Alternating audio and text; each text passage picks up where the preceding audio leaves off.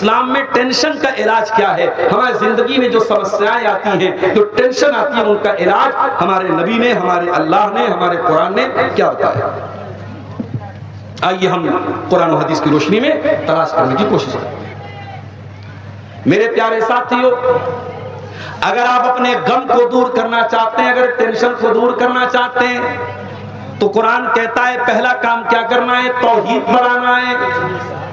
اگر آپ ایک اللہ کے ماننے والے، اگر آپ توحید پہ چلنے والے ہیں، دنیا کی بڑی سے بڑی مصیبت آ جائے، بڑا سے بڑا غم آ جائے، آپ کا کچھ بھی بگڑنے والا نہیں ہے۔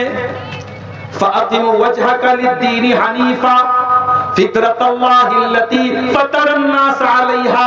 اے میرے نبی، آپ اپنا چہرہ اس اللہ کی طرف کر لیجئے جس اللہ نے پیدا کیا ہے، اور اے میرے نبی، یہ توحید ہی انسان کی فطرت ہے جس فطرت پر اللہ نے پیدا کیا ہے۔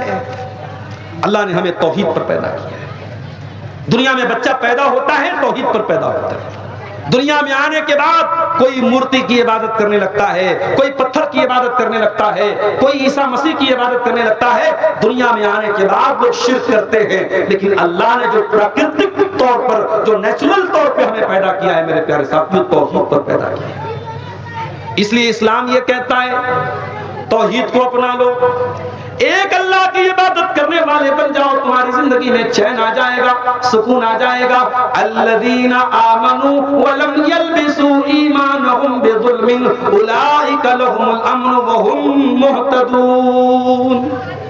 اے میرے بندو، تم ایمان والے بن جاؤ اور اپنے ایمان میں شرک کی ملاوٹ مت کرو، شرک کی ملاوٹ مت کرو۔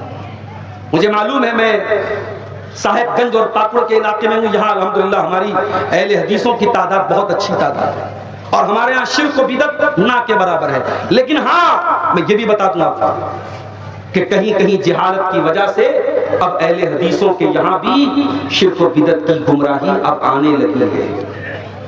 کہیں کہیں اہل حدیثوں کے یہاں بھی اب تعویذ پہنا جانے لگا ہے، اب کہیں کہیں ہمارے یہاں بھی بدعقیدگی والی چیزیں آنے لگی ہیں۔